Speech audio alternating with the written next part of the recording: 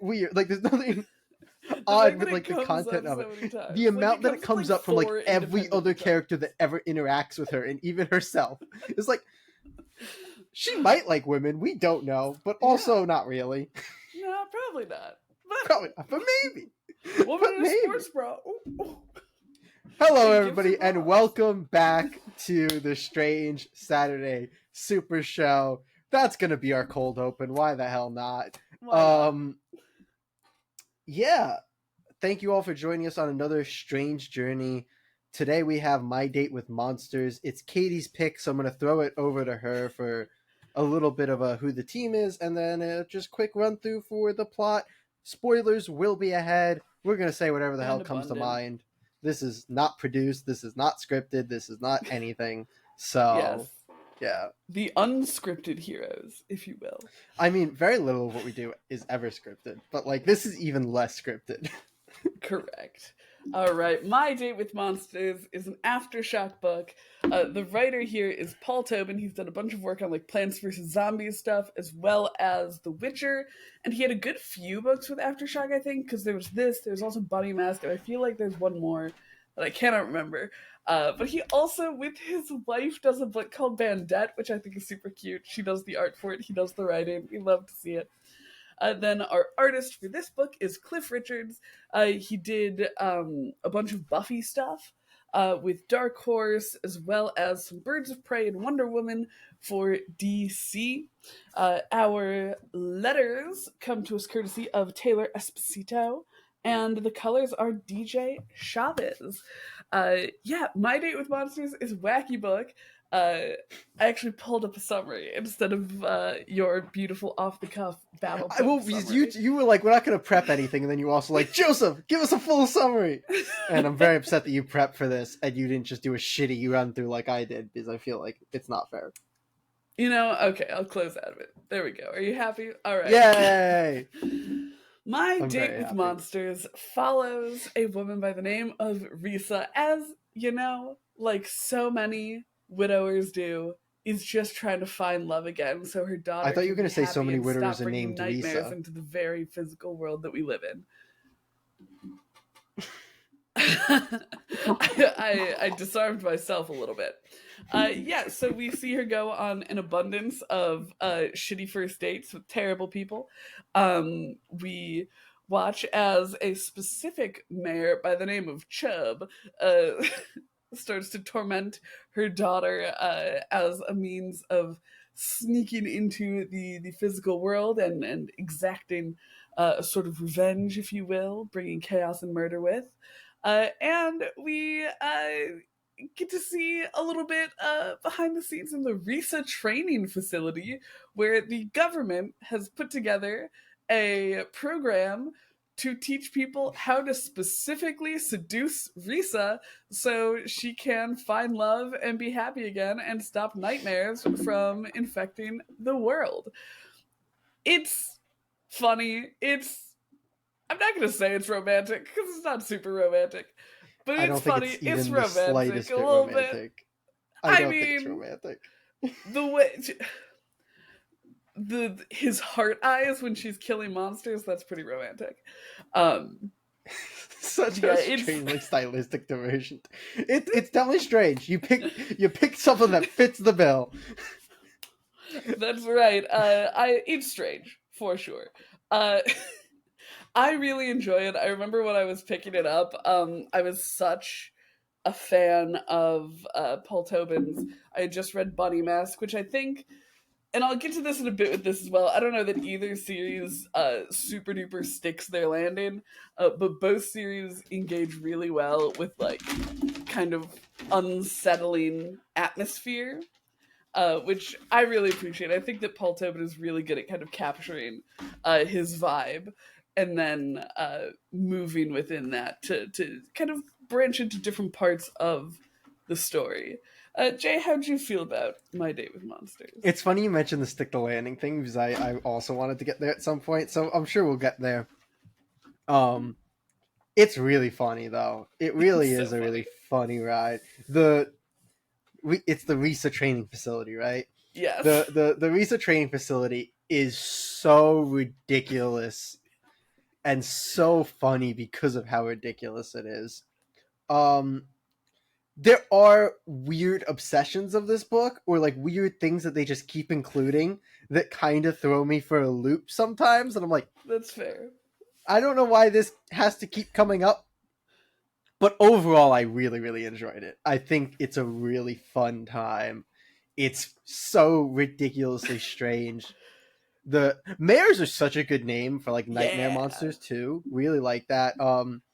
Oh man, I'm trying to think of his name now. Croak? Yes, Croak. Croak is phenomenal. I'm sorry, As we're not is allowed to call him Croak. Only Reese is allowed to call him Croak, and she's mm, not allowed to call him Croak. yeah. And I He's so really fucking enjoy funny. Croak. I enjoy all the characters in this, I want to say. Why Like, don't you explain Croak to the listeners?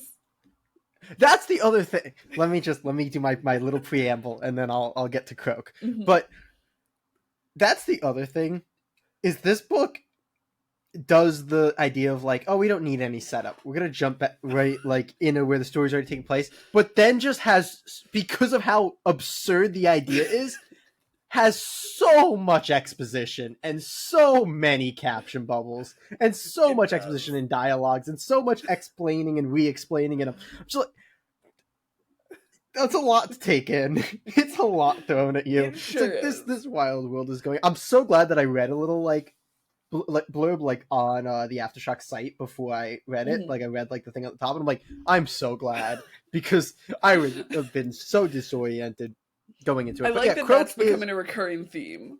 Like, I yeah, think I had the same thing with Battle Pope, where I was like, I'm glad I knew what I was reading before I tried to read it.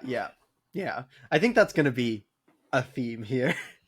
Um, but let But me Croak. Croak. So Croak is a mare, but not a mare, who is a demon hunter who eats the mares, but he's also a mare, but he can walk through dimensional like portal things to get to different locations. And he's kind of just there protecting her, and they never really tell you how they met or why Nope. he's good or anything like that. And he's just kind of like a giant think kind of Clayface if he couldn't Yeah. morph, if he was just always in his like rock hard Clayface mode. Kind of Mm-hmm. that. That's kind of what he Yeah. looks like. I really like the way that he looks. I really like his Me vibe. too. He's the I the absolute best part of this book. I love like all the mayor designs. I mean, you gotta shout out the Oh my one god, that's Chubb just is someone with an really well. eyeball in their asshole. Like it's That was an interesting thing. I don't know if I'd say that was one of the things that I didn't know why it kept coming up, because at least that one kind of made sense to keep that coming up. one But that was paid one of the off. things I was like, this is a weird. Yeah, that one kind of paid off. There's a couple other things that keep coming up. I don't know if I'm actually allowed to mention one of them on the pod, because I feel like we might get demonetized on YouTube. There is a weird obsession with I'll say smut and porn, but in a way that is kind of uncomfortable. I think only comes up like 2 times, but the first time is I guess very it was the weird. fact that it came up a second time, and I was just like, why? See, I think why? the first time is Reese's daughter, oh my gosh, it's like Machi, right? Yeah, Yeah. Machi has cracked their internet security and is apparently looking at humorously pornographic comics. Uh, which why? And then her babysitter is also reading what was it, Captain Kirk and Captain Yeah. Nemo smut. And then later at the Risa training facility, they're like running on treadmills and they've turned on porn. It's like, why? So, yeah. But I will say, within the context of the training facility, one of the characters, I feel so bad. He's like one of the main characters, and I have forgotten his name. It's because I don't care about these men. Just give me more Risa. Jay, do you know his name? Who's? I'm desperately Like the main flipping dude? through it. The dude. I don't know his name. Oh no, we're both bad people. Is that how it works? If you don't remember a character name, you're a bad person? I think Damn. so. I think so. But Okay, I'm sad he now. does kind of call out his own facility. He's like, "This is dumb and not productive. Why are we doing this?"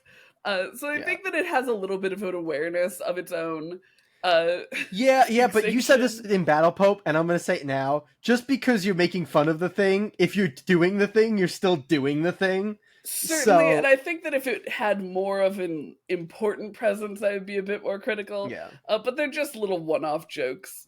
I His guess name that's is the thing though, Genka. because it's so important. It feels so unnecessary to me. Like I don't know. I was a little bit weirded out when there was, a young person looking at that, and it Yeah, just kind of was that again, included and then moved on. that first instance was very Yeah, odd to me. yeah. Like I kind of get it coming from like a, oh, writing a 12-year-old realistically, I but did appreciate the dialogue writing for the 12-year-olds because yes, it yes, felt yes. much more Machi realistic is than a lot of super other. charming. Yeah, Um, but that was the thing. Anyway, let's move on because I don't think we need to yes, harp yes, on yes, that. yes. Super fair. But yeah, that was one of the things. The other thing was what we were joking about. I don't know how much of it's gonna, where we'll cut, but it is the fact that they keep bringing up that the main character might be attracted to women. There's no payoff to it. There's no exploration of it. There's no anything of it. But like every character in the book at some point says that the main character might be into women. So I Except for guess the like main. Oh wait, fun no, she did recurring think it for a joke, minute. but I don't know if it's really a joke. Like it's just a thing, The fun thing is, recurring if it thing. was a joke, it wasn't like there wasn't a payoff to the joke, which kind Hmm. of harshens it. Yeah. Uh, Like I it really didn't thought it was super all going to bother be me like, though, oh, finally in the end she'll fall in love with a woman, and it'll be like, right? ah, okay, here's at least it makes some sense. Then you kind of drove it home more than you needed to, but Hmm. and then it just that didn't happen, and she doesn't end up with anybody in the end, which is better than the cliche of if she had ended up with the main dude, Yes, which I thought yeah. was where we were going. I was like, I kind of like the ending better than that, but I felt like they built themselves into a corner where there was no good resolution for this book, Well, the thing especially in a is, 5-issue thing. okay, if we want to jump ahead to talk about Let's the jump ending, ahead. so in We're the we're, we're end, doing whatever the hell we want to do. it's revealed that the dream world, the world of nightmares, has existed long before humans did. But when humans kind of evolved and got smarter, they started dreaming, and they essentially became invaders to the dream world. So the nightmares coming out over here and attacking humans is like Yeah, it's like more fighting like they back were more rather like than like fighting. I guess like abducting them was like the vibe that they went for. Like you're like Yeah, pulling them here and they're like defending themselves. yeah. Did that hit for Uh, you? Did that work for you? Because that reveal no, didn't really work for no. me at all. I I, think I didn't that feel it bad for them was or too small in terms of presentation, and also like because it's like it's just Croak telling Risa this, yeah. um, and then And then also it Reese's was though too really stuck on quick. it. Like Yeah, it was not framed as a giant reveal. Like it didn't get a yeah. close reaction. I think it wasn't kind of built up to. It was just But it's like also hard. It's a it's weird. I twist. think it gets like the worst end of both because it like doesn't get enough build up, but then it also lingers too much. Where like it feels Yes. like it affects his Risa in like this great way, and I'm like, no, it doesn't. Hmm. I think it's like that idea of like uh, I've heard I think actors say before like if they cry the audience won't cry so they have to try like really hard not to cry and look like they're building up Yeah. and then the Yeah. audience will cry. I feel like this is the opposite of that where it's like Risa is reacting so much to something that didn't feel like a big deal that I don't feel the need to react to it And the because I'm thing just like is, oh I okay can understand logically why it's a big deal, but I feel like the book did not do the work to make it feel like a big deal to me. and they didn't plant Um, seeds either was like the thing. exactly. And I don't think And Chubb acts in a way that it makes sense once the reveal comes. Like Chubb acts so over the toply evil, which I yeah, really like. I really like the way that Chubb acts, same. but like, there's no way you then see Chubb as a victim when Chubb is clearly enjoying inflicting pain on people and Yeah, killing people. exactly. It's the landing really didn't stick for me. Um, and part of the ending too is that Risa doesn't end up with anyone. There's, I think, a bit of a hint at an ending that like uh, during this period, while her mom is trying and failing miserably to date and find someone that she likes, Machi actually ends up bonding with a kid at school, a fellow weirdo, and they go on a date and she's having a great time and she's very happy. And I think there's kind of an implied ending there that like It she's feel being yeah happy without her mom needing to be the vehicle of that. But yeah. one, that wasn't given any sort of consequence. I think the place where they chose to end the book was not a great place to end the book. I agree. I was expecting with the way that like 5 and maybe the 4 too. I can't remember what the structure was building. I was expecting it to be because Machi was like finding her own Hmm. boyfriend that would just settle her and she wouldn't need her mom to. I Yeah. was like, that could be an interesting resolution, but Yeah, we if she didn't like really believes get in that. love. We get the main dude whose name I'm never gonna remember, like going back to grab her phone number after he's like fallen in love with Which her. I thought was cute, but I did too, but I don't know if that's a great ending note, because here's agreed. what I'll say. It feels like, and this could completely be the case, this completely not be the case. Speculator's brain. It feels like it was left as an ending that would be good enough as an ending if they could never do more, but open enough that they could do another miniseries or more comics Yes. if they wanted to. Yeah. Also And repeating it, his name is Genka. Genka.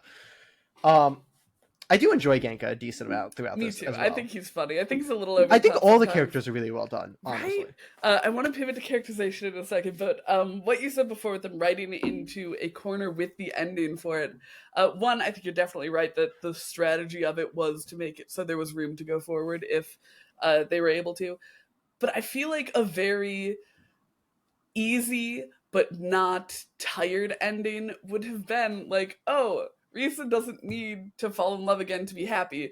Risa and her daughter need to like connect again to be happy. Yeah. Like, it's not that Machi needs a new dad, it's that Machi needs her mom to be there for her and not like going out on all of these And it dates. felt like there were seeds of that planted a little bit, because it Exactly. was where she was like, Machi mentions at one point, like, still feeling like she knows her father better than her mother, even Yeah. though her father's dead. And so it was like, that felt like a thing of like, oh, her father's not the one missing, her mother is. And then Yeah. And I that feel like that would have never been ever really gets touched on heartfelt and again. well done. Uh, Yeah. but that was not the ending that they chose, and instead they Yeah. chose not to end it, which is like, again, I Which get it, is you're hoping fair. to go forward, but if you don't know that you're going to go forward, maybe don't spoil the book that you have for the sake of the book that you don't, you know? Yeah, I agree with you. I still, like, I don't want to harp too much on the ending, because I do think it was a hard book to end with the way that they had built things, which That's fair. again, they chose to build things the way that they built things, but I do think it was a hard book to wrap up if, like, you look at even like, let's not look at 4, because you could definitely say like, well, then 4 failed. Let's look at like the first 3 and just be like, Mhm. I don't know if they put themselves in a place where I had a resolution in my head. I think you came up with the best resolution in it being that like mother-daughter relationship. Yeah. But even then, they didn't really put themselves in a position for the two of them to really have like a bonding moment. Yeah. But yeah, I did not see, because I was sitting there literally as I was reading it before I got to the end in my head being like, okay, what are the options here? She ends up with the dude, which is what I really thought was going to happen. The main dude. And I was like, Mhm. and it's going to feel Genka. forced or whatever, because we spent so much time getting to them meeting. And I was like, if they just meet and immediately fall in love, it's going to feel so forced and tired. And I'm Yes. really glad they didn't do that, because that would have been beyond just like stumbling the ending. I think that would have been like tainting the whole thing as like just being so tired and cliche. Which this book isn't. This book is inventive and fun and interesting. So credit to not doing that. The other option was they were going to introduce like a random new woman character in the end, for her to fall in love with, which also would have felt a little forced if they just popped up out of nowhere. If there had been that character, that female character throughout, and they just hadn't really considered them an option because they weren't sure of their sexuality, that could have been well done. Didn't happen, was never there, not really an option. And then the last one in my mind, which was kind of weird, would be that what's his face? Her and Croak? Yeah, her and Croak, which I was like, I feel like that's the fun ending. I feel like that's the Right? right ending in my The problem mind. is that they shot that down immediately in like the first issue. Yeah. And I'm like, yeah. no, give me my Monster Man romance. And like, Give me I Croak felt like on a that would have romance been novel like the cover. most fun ending that like fit with the absurdity of the series, because it is an absurd series. And I mean that in the best of ways, because it gets to subvert tropes and play with tropes in such an odd playground because of the topic matter. And it gets to write a 12-year-old that is so beyond what we usually see 12-year-olds be. Oh yeah. Amazing writing for Machi. And with that, I would actually love to pivot into characterization, because I think the characters are part of what makes this so strong. I think a lot of them have kind of a line of, it's like, yes, this is the right amount of this character, and I do think most of the characters at one point or another step over that line, but not so far. But they do often become a little too much of themselves, especially Genka. But other than those little instances where they become a bit annoying, I think they're so charming and so fun, and so like they feel very real as well, which is always great. They do feel like they are written and this might sound bad, and I'm gonna try to preface it with this is not a criticism, because I think it's like the perfect example of how this can be done really well based on like the Mm-hmm. style of book that you're doing.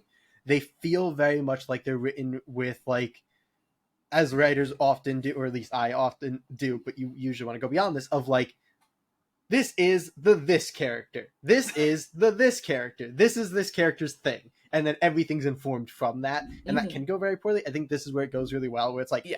this is the character who can't find love and is really annoyed that they have to find love, and that's where they are. This is the 12-year-old with a foul mouth who just kind of is sarcastic to everybody. You know, this is the government guy who will do whatever it takes to protect, you know, the people no matter what line he steps over. This is the guy who just wants to fight monsters and doesn't really want to do anything else. Like, it feels like they all have that one thing, and it's just everything's informed Yeah. from that, but that does, at their core, make them feel very realistic. I never go, this character wouldn't do that, because Yeah. everything's based around what they do. It's like, no, that character does do that thing. So I think it makes it very consistent. I agree. Speaking of the kind of archetypes of the characters, I am not like a huge rom-com person, but I do enjoy a good rom-com. And a big stereotype in the romantic comedy universe, just for years, has been the staple of the gay best friend. And I love so much that in what is like pretending essentially to be a rom-com, where it's like, yes, we're with this woman, she can't find love and she's going on a bunch of bad first dates. Her gay best friend is a fucking troll. Like, he's a nightmare. It's Croak, and it's amazing. I love it so much. And I do think that they fit those kind of shapes really well, where you're like, oh, these are like very recognizable character types essentially. And then it's the fact that they're put into such an absurd world and such a strange situation that then makes them not boring in those types. And I think that that's just a really clever and funny way to accomplish what this book accomplishes. I agree. I think that I think you nailed it, in the sense that it is just because it's taking a like somewhat traditional story and then just shoving it on top of this really absurd scenario, or like, you know, this whole like nightmare thing. It's like, okay, there's nightmares now, and you know, she has to fall in love, not because like she's running out of time to get married and have kids or whatever, the typical. I don't watch a lot of rom-coms, if Not you can't because tell. I don't she's know what too the usual focused on time her constraint is. career. Yeah, whatever the timeline usually is. Like, she has to fall, like, no, she has to fall in love under threat of her daughter dying and the universe Her falling daughter apart. died and the world ending. Yeah, like, okay, some actual stakes to fall in love, which makes certain things like, you know, and you know, I love a good saving the world plot.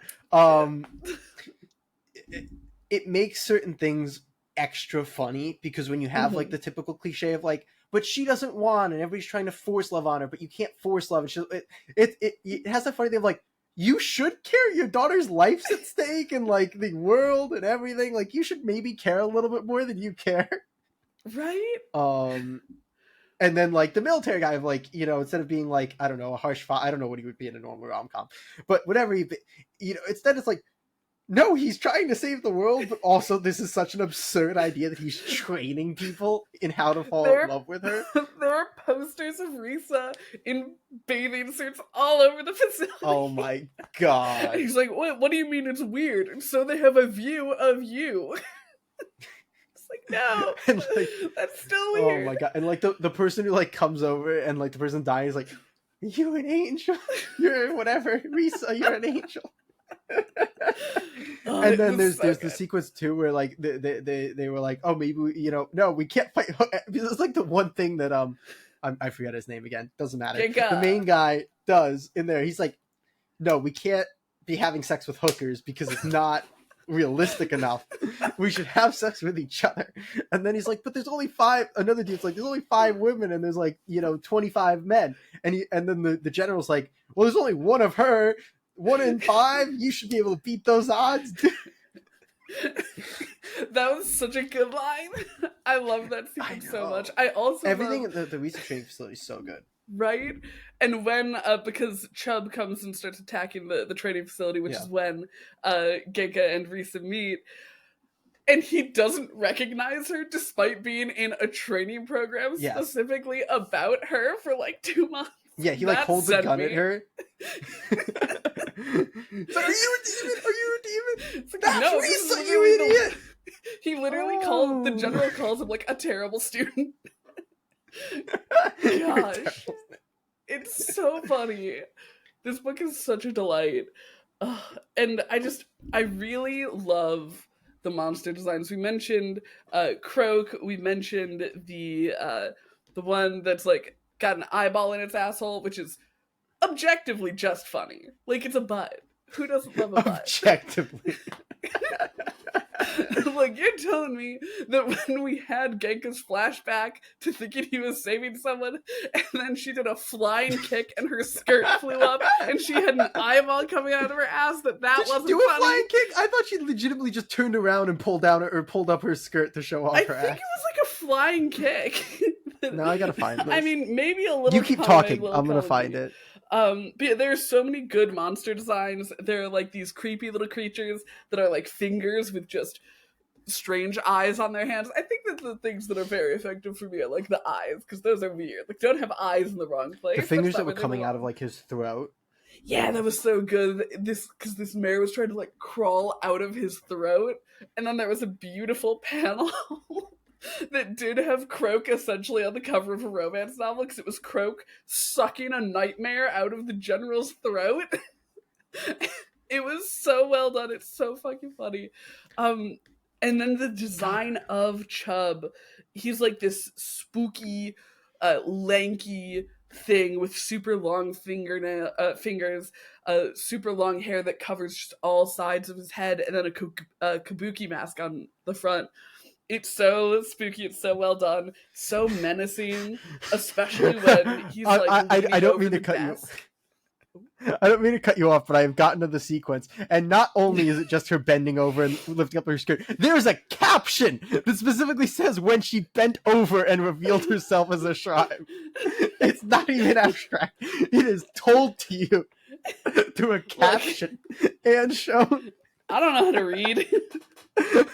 No, I just mean they drive it home so much. She jumps at him ass first, holding knives behind her afterwards. Yes. Which is the mental image that was in my head. Oh. God, this book is. Yes, I'm glad you're showing that off. I have it digitally, funny. so I can't hold anything up. But yeah, I showed like it's so. Yeah, it's really. It's such a funny book, and it's such a great concept. And there's such great characterization and character writing. Like, it is really just such a fun time. Despite everything we've talked about, the ending stumbling, and like the couple weird quirks of the book, which I guess the thing is when you do humor, like some of it doesn't land, and that's always like the most awkward thing in fiction is comedy that doesn't land. But so much of it does land that it is just an enjoy. However you might like go back to analyze it after, when you're like sitting there going like, well, how does it function as a comic book? What do they do well? What do they do well? You're not going to not enjoy yourself while you're reading it. Like, you are going to have a fun time reading this book. I challenge you not to, which I feel like I said a similar thing with Battle Pope, where I was like, this is a mess. This is like, but like, it's funny. I'm here laughing and like enjoying myself. Which I guess is the vibe of Strange Saturday Supershow, is we want to just enjoy ourselves reading absurd comics. But yeah, I like this book so much. It is incredibly funny, and like you're saying, not every joke is gonna land. But the fact that within the like scope of the book, there were only like one or two jokes that like I didn't like, at least. Like, not every joke made me laugh out loud, though I did, scoff at a number of them. Like, it never broke the momentum of the book, and I appreciate that a whole lot. But to touch on the humor, I also want to give Paul Tobin props for just how many isolated red flags he was able to pull off, because we do see Risa go on these first dates with a bunch of people, and it's just like single panels of these dates where the men are saying weird, terrible things. Is there a better one than the guy who had his dating profile tattooed on his back? Like, what? Because that one got me. That And was then like the rest of them. I was like, okay, okay, good, cliche, whatever. Yeah. And then it was just dating profile tattooed on his back, and I was like, oh, and then how good the line was where there was the guy who she finally yeah. connected with, and he was just like, yeah, you seem to have like issues, so I'm gonna Well, I leave. And think she's his like, thing is that he's you like, listen you're to not me. trouble, but you're surrounded by trouble, which is like such Yeah, an yeah. insightful thing to say about someone. And then she just goes like, you see, that's why I liked you. You really listen to me. Yeah. And she's like, oh, that's brutal. That's brutal. Oh my gosh. Yeah, so many just good characters, even when they're just there for a panel or two. Um but yeah, do we have any final thoughts that we want to get to?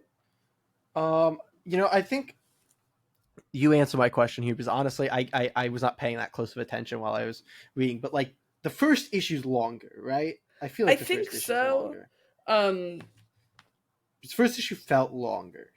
I think it is. It's a little weird to tell because on my hard copy it's like a thicker cardstock than my other Hmm. floppies. So I'm like, is it longer or is it just Just like do a does it nice just little feel like substantial? smush it, like put them There we next to each go. other. Yeah. Let me look. It's Let me look. hard to Oh, tell. that's Jay definitely is got more gonna pages. analyze. It left is the left issue one. This one is issue 1. Yeah. Okay. Yeah. That's Yeah, it definitely got looks more thicker. pages in there. Yeah. Yeah. Definitely got more pages in there for sure. Yeah, I Yeah. think the first one's thicker, which is nice. Are they the same price Oh, yeah. actually? Do they have prices on the cover? $4.99, then $3.99. So it is a little more expensive. Oh, okay. A little more, but still, you know what? Honestly, still the price of books today. So Yeah.